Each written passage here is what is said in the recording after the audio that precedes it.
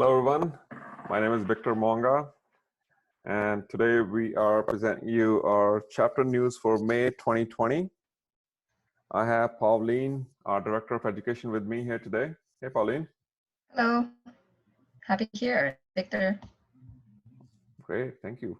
So again, we'll talk about our goal first, making sure as a chapter leaders, our goal is to promote the education and help expand the knowledge and skills of our members. So if you're in IT governance and cybersecurity, we want to make sure that we promote the education and provide you the opportunities to network with each others so that you can share, learn, and grow. Today's agenda, we'll talk about our amazing April online CISA training. Then we'll talk about our webinar coming up on May 12th. We'll talk about volunteers, and last we'll talk about our social media. So quick update, we had our 4 weekends. So for 2 weekends, Saturday and Sundays, we had our 4-day weekend CISA training. We had about 30 plus participants who were participating as Q&A, chat, and they will be getting online CPEs. We have also provided 100 plus practice questions, and guess how much it costs for everyone? $0. So we have refunded $100 or $150 based on members or non-members to every one of those participants, and chapter consumed all the costs for CISA training. So we have provided training to 30 plus members at a free cost. Pauline will go ahead and provide some insights into that. Pauline? Yeah, absolutely. So just to remind everyone who's going to take this, these are actually the things that was mentioned during the CISA review are the materials that you need to gain better understanding, gain better knowledge of how you can pass the CISA exam. So we have here the manual 27th edition. If you have an older edition of the manual, that should be okay. The changes are not that drastic, but just make sure you don't have like a 10th edition on hand, because there has been some changes when it comes to the content in terms of like now have cloud security, when before there were no mentions of cloud security yet, or if there were, it's not as detailed as it would have been right now.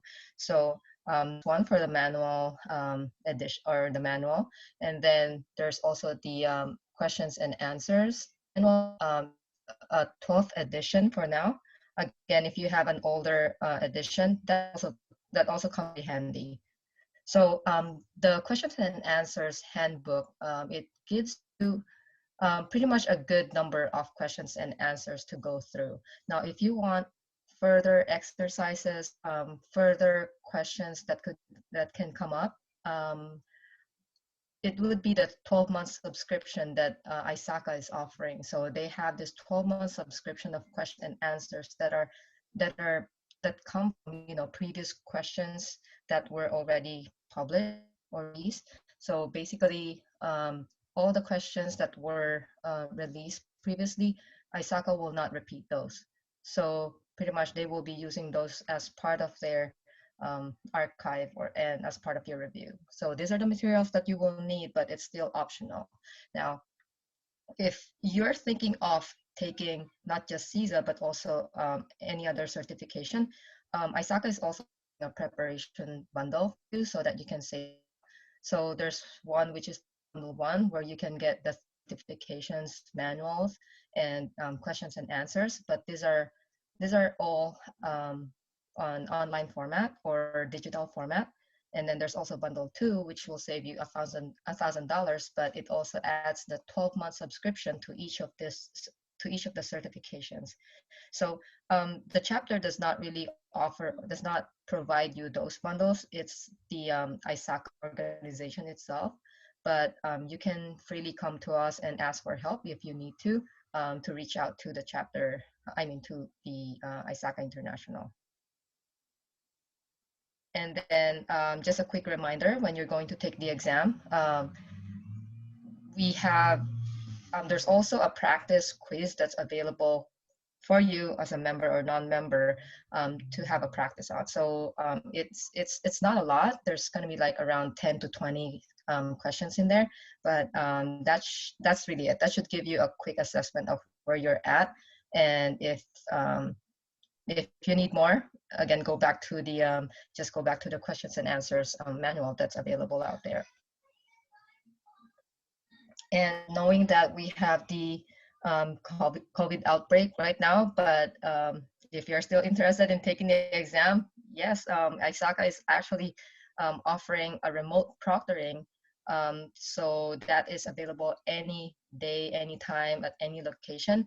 So just make sure that you indicate that, and if there's a need to reschedule, you have more than 48 hours before your original scheduled date to do the rescheduling. Awesome, that works. Hey, about the remote proctoring, is there any way that I put a mask of my Iron Man or put my helmet and still take an exam? Would that be okay?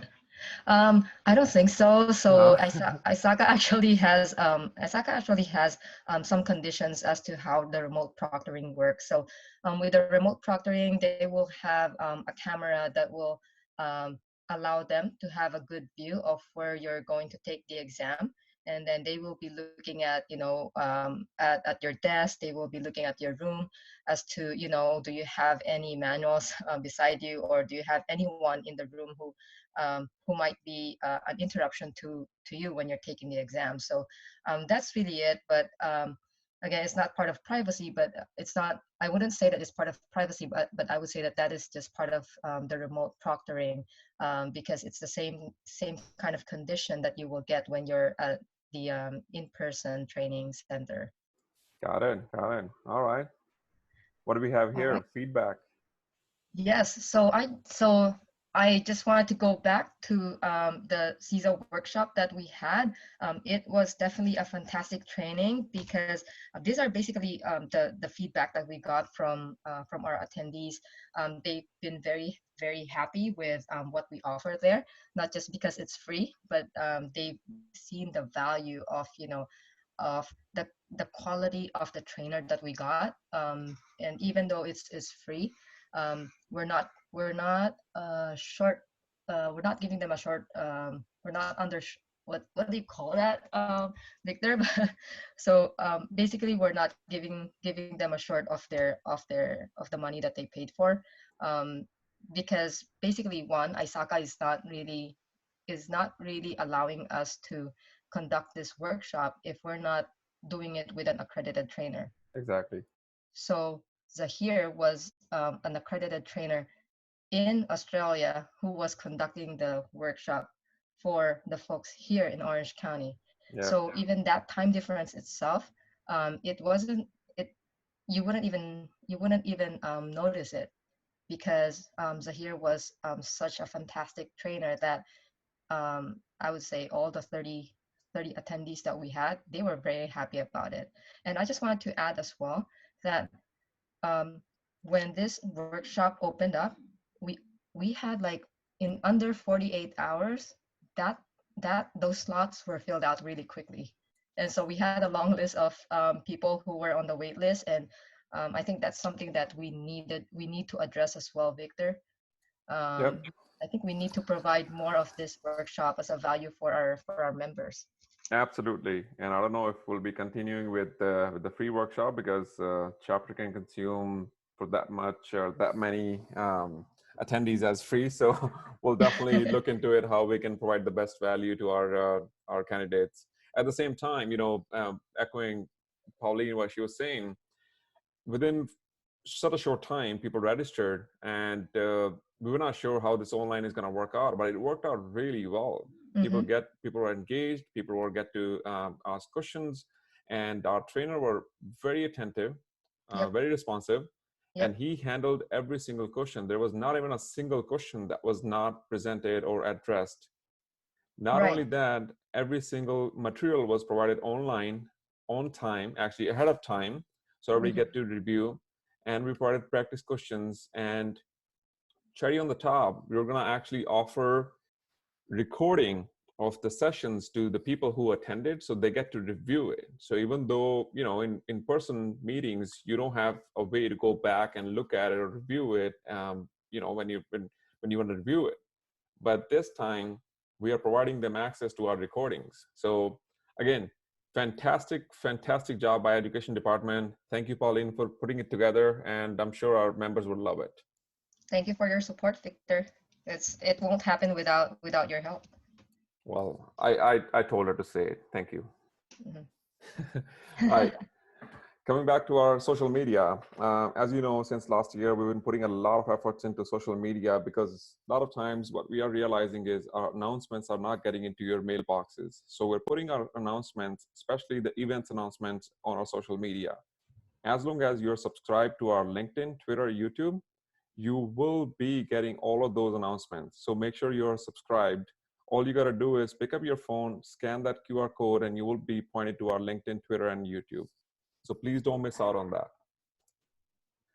And with that, I would like to thank Pauline for joining me for today. Thank you, everyone. Thank you.